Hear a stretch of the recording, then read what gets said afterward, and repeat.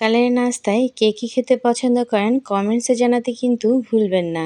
আমার তো আলু ভাজির সাথে একটা ডিম পোস্ট হলে পরোটা হলে বেশ জমে যায়। আসসালামু আলাইকুম, হাই এভরিওয়ান, কেমন আছেন সকলে? আল্লাহর অশেষ রহমতে আমি বেশ ভালো আছি, আলহামদুলিল্লাহ। আমি আজকে সকালের নাস্তায় কি কি তৈরি করেছি সেই ভিডিও শেয়ার করছি। ভালো লাগলে সাথেই থাকবেন, অন্যদেরকে দেখার সুযোগ করে দিবেন। সকালের নাস্তার জন্য প্রথমেই আমি আলু ভাজি তৈরি করে নিব। আলুগুলোকে আগে কেটে নিয়েছি একদম চিকন পাতলা করে। এবার চুলায় একটি প্যান বসিয়ে তাতে হাফ কাপ তেল দিয়ে দিয়েছি আর পেঁয়াজ কুচি দিয়েছি ১ কাপ থেকে একটু কম হবে।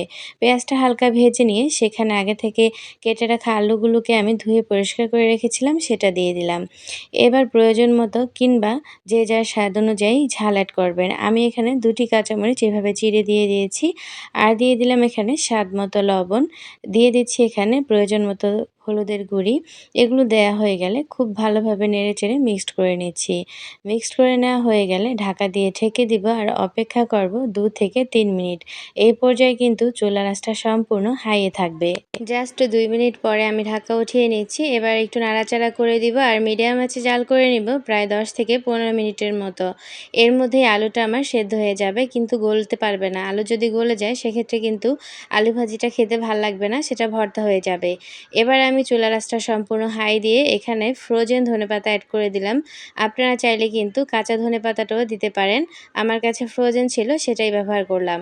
এবার এগুলো একটু গলে যাওয়ার পরে ভাজির সাথে মিক্সড করে নিয়ে একটু চুলার আঁচটা বাড়িয়ে দিয়ে নেড়েচেড়ে এই ভাজিগুলোকে একটু ভাজা ভাজা করে চুলা থেকে নামিয়ে নিলেই আমার ভাজি একদম রেডি হয়ে গেছে। নামিয়ে নিচ্ছি।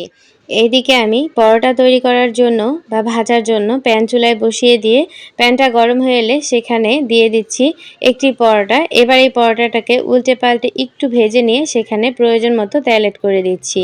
হয়ে গেছে। এই পরোটার সাথে আলু ভাজি খেতে কিন্তু খুবই টেস্টি লাগে। একবার ট্রাই করে দেখবেন। আমার এই নাস্তার রেসিপি খুবই ভালো লাগবে, যদিও খুবই সিম্পল। এটা যে কেউ যে কোনো সময়ে অল্প সময়ের মধ্যে তৈরি করে নিতে পারবেন। পরোটা তৈরি করা হয়ে গেলে আমি এখানে একটা ডিম পোস্ট করে নিচ্ছি। এই যে হয়ে গেছে। এখন উপরে একটু লবণ দিয়ে দিলাম। এবার ডিমটাকে উল্টে নিয়ে একটু ভেজে নিচ্ছি। খুব বেশি কড়া করে ভাজবো না, আবার খুব বেশি কাঁচা কাঁচাও রাখবো না। হয়ে গেছে আমার সকালের নাস্তা। দেখুন ভাজিটা দেখতে কতটা অসাধারণ লাগছে। একটা আলুও কিন্তু ভেঙে যায়নি।